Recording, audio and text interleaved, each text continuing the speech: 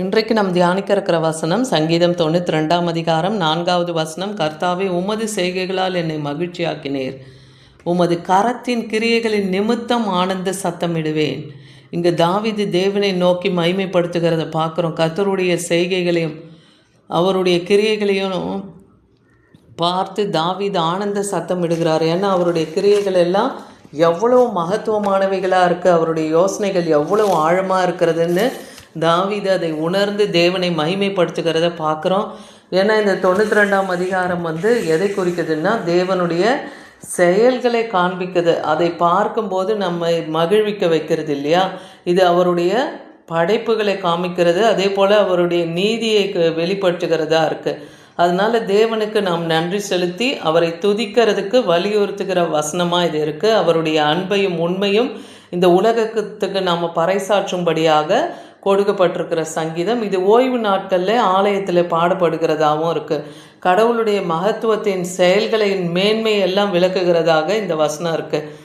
அதே போல் தேவனுடைய உன்னதமான நீதியே கொண்டாடப்படுகிறது. நீதிமான்கள் கர்த்தருடைய ஆலயத்தில் நாட்டப்பட்டு அவர்கள் முதிர் வயதிலும் கனி கொடுக்கிற லீபனோனின் மரங்களைப் போலவும் கேதுருவின் மரங்களைப் போலவும் அவர்கள் சிறந்து விளங்கும்படியாக இந்த வசனங்கள் கூறுகிறது. துன்மார்க்கர்களோ சிறிது காலம் செழித்து ஓங்குகிறது போல இருப்பாங்க, அதுக்கு அடுத்து அவங்க அழிவை சந்திப்பார்கள்னு வசனம் சொல்லுது. ஆனால் நீதிமான்களையோ கர்த்தர் உயர்த்துவார். இந்த செய்தியை விளக்குகிறது தான் இந்த 92வது சங்கீதம் பார்க்குறோம். பவுல் அப்போஸ்தலனும் தேவனுடைய மகிமை குறித்து சொல்லும்போது கொரிந்து பட்டணத்துக்கு 2 கொரிந்தியர் 2:14 எப்பொழுதும் எங்களை வெற்றி சிறக்க பண்ணி எல்லா இடங்களிலும் எங்களை கொண்டு அவரை அறிகிற அறிவின் வாசனையை, தேவனை அறிகிற அறிவின் வாசனையை கொடுக்கிற தேவனுக்கு ஸ்தோத்திரம்னு சொல்கிறார். அதே போல் கர்த்தரை அறிகிற அறிவு நம்ம இன்னைக்கு வேணும் இல்லையா. தேவன் எவ்வளோ மகத்துவம் உள்ளவர், அவர் வல்லவர், அவர் பெரியவர், அவர் செயலில் வல்லவராக இருக்கிறார்னு பார்க்குறோம். அவர் ஆராய்ந்து முடியாத பெரிய காரியங்கள், எண்ணி முடியாத அதிசயங்களை செய்கிற தேவன். இதெல்லாம் எப்போ அறிய முடியும்? தேவன் படைத்திருக்கிற கிரியைகளை எல்லாம் நாம் பார்த்து அவரை துதித்து மகிமைப்படுத்தும் போது தான். ஏன்னா சங்கீதம் 8 அதிகாரம் 6 வசனம் சொல்லுது, உம்முடைய கரத்தின் கிரியைகள் மேல் நீர் ஆளுகை தந்து சகலத்தையும் அவனுடைய பாதங்களுக்கு கீழ்ப்படுத்தின. இந்த உலகத்தில் தேவன் தன்னுடைய பிள்ளைகளை அவருடைய சாயலே படைத்திருக்கிறார். அவருடைய கரத்தின் கிரியைகளாக இன்றைக்கி நாமளும் இருக்கிறோம் இல்லையா.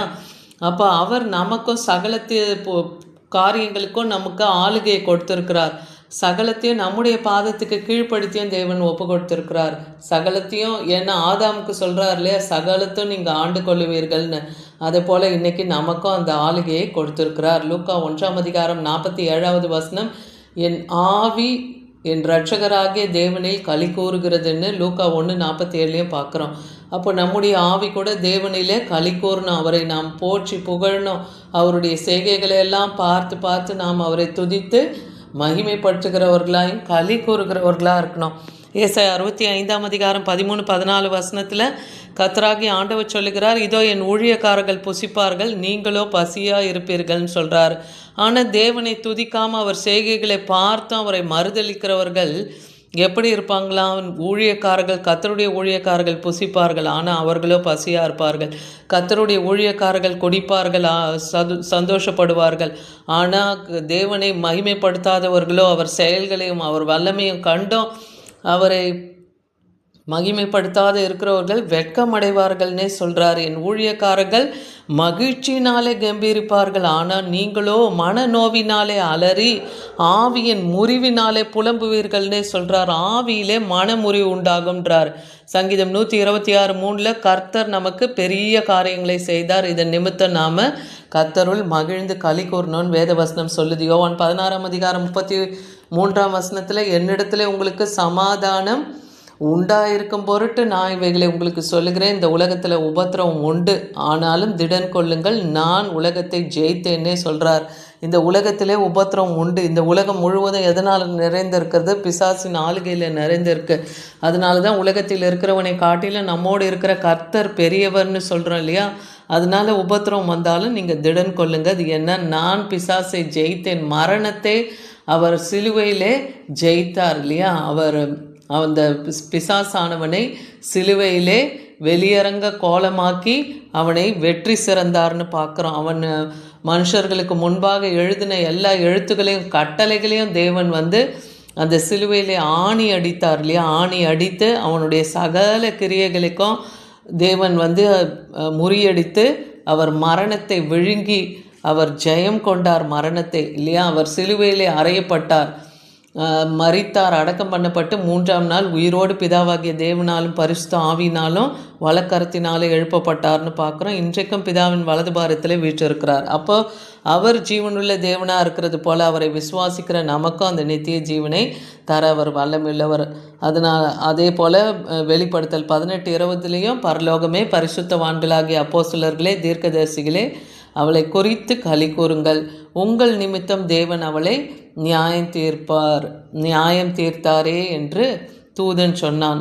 அப்போ இஸ்ரவேல் எருசலேம் கொடிகள் இஸ்ரவேல் ஜனங்களை குறித்து சொல்கிறார். பரிசுத்தவான்களே குறித்தும் அப்போஸ்தலர்களே தீர்க்கதரிசிகளே நீங்கள் எல்லாரும் களி கூறுங்க, உங்கள் நிமித்தம் தேவன் உங்களுக்கு எதிராக வந்த பொல்லாத சத்துருக்களுக்கும் சாத்தான்களுக்கும் தேவன் நியாயம் தீர்த்தார். அதனால் நீங்கள் தேவனுக்குள் களி கூறுங்க, அவரை மகிமைப்படுத்துங்க. சங்கீதம் 143:5 பார்க்குறோம். பூர்வ நாட்களை நினைக்கிறேன், உமது செய்கைகளை தியானிக்கிறேன் தாவீது சொல்கிறார்.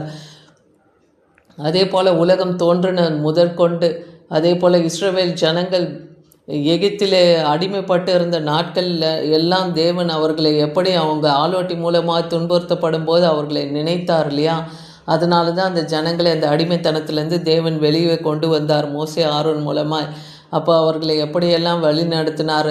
இஸ்ரவேலுக்கும் எகிப்துக்கும் 10 வாதைகள் அங்கே எகிப்திலே வந்தபோது இஸ்ரவேல் ஜனங்களை அந்த 10 வாதையிலேருந்து தேவன் விடுதலையாக்கினார். செங்கடலை பிளந்து வெட்டாந்தரையிலே நடக்க செய்தார். யோர்தானை பின்னிட்டு திரும்ப செய்து ஆசாரியர்களுக்கு கால்கள் பட்ட மாத்திரத்திலே அது பின்னிட்டு திரும்பினது. அந்த வெட்டாந்தரையிலையும் இஸ்ரவேல் ஜனங்களை நடத்தினார். எரிகோ கோட்டையை விழச் செய்தார் துதியினாலே. அதே போல் இஸ்ரவேல் ஜனங்கள் கானானை சுதந்திரிக்கும்படியாக செய்தார். அப்போ பூர்வ நாட்களில் தேவன் செய்த எல்லா செய்கைகளையும் நாம் தியானிக்கணும். அவர் கண்மலையை பிளந்து தண்ணீரை கொடுத்தார். இஸ்ரவேல் ஜனங்களை வனாந்தரத்தின் பாதையிலும் பாலைவன பாதையிலும் அவங்க நடத்தும் போது அவங்களுக்கு வானத்து மன்னாவினாலே போஷித்து காடைகளை கொண்டும் போஷித்தார். தூதர்களின் அப்பத்தை அவர்களுக்கு கொடுத்தார். கண்மலை தேனை கொடுத்தார் இல்லையா. கசப்பாக இருந்த மாறாவின் தண்ணீரை மதுரமாக்கி கொடுத்தார். 12 நீரூற்றுகளையும் 70 பேரிச்ச மரங்களையும் இஸ்ரவேல் ஜனங்களுக்கு கொடுத்து அவங்கள ஆகாரம் கொடுத்து அவங்கள போஷித்தார். அந்த மாதிரி அவர் செய்த செய்கைகளையெல்லாம் நம்ம சொல்லி சொல்லி தேவனை துதிக்கணும். ஏன்னா நீதிமான் கர்த்தருக்குள் மகிழ்ந்து அவரை நம்புவான், செம்மையான இருதயம் உள்ளவர்கள் யாவரும் மேன்மை பாராட்டுவார்கள்னே சங்கீதம் 64:10 பார்க்குறோம். அதே போல் சங்கீதம் 104:31 கர்த்தருடைய மகிமை என்றென்றைக்கும் விளங்கும், அவருடைய கிரியைகளிலே தம்முடைய கிரியைகளிலே அவர்கள் மகிழ்வார்கள்னு வேதவசனம் சொல்லுது. இந்த உலகத்தில் அவர் படைத்திருக்கிற சகலத்தையும் அவருடைய சாயலில் இருக்கிற மனுஷர்கள் ஆளுகை செய்யும்படியாக அவர்களுடைய பாதத்துக்கு தேவன் ஒப்பு கொடுத்தார்னு பார்க்குறோம். அதனால் இன்றைக்கி அந்த அதிகாரத்தை நம்ம கொடுத்துருக்கிறதுனால அவருடைய மகத்துவத்தை எல்லாம் நம்ம விவரித்து சொல்லணும்.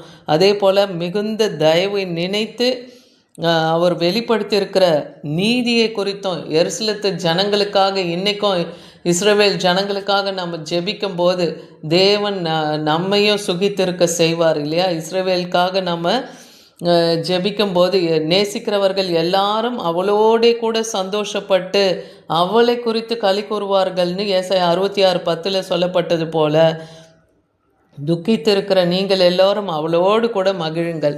அப்போது எருசலேத்து ஜனங்க பாடுபடும் போது அவர்களுக்காக நாம் இன்றைக்கி ஜெபிக்கும் போது தேவன் நம்மையும் நித்திய மகிழ்ச்சியில் வைப்பார். அதுதான் அவருடைய செய்கைகளை எல்லாம் நாம் சொல்லி மகிழ்ந்து தேவனுடைய மகத்துவத்தின் கிரியைகளை எல்லாம் சத்தமிட்டு தேவனை மகிமைப்படுத்துகிறவர்களாய் துதிக்கிறவர்களாய் நாம் இருக்கும்போது தேவனுடைய சந்தோஷத்திலே நாமும் காணப்படுவோம். ஆமீன்.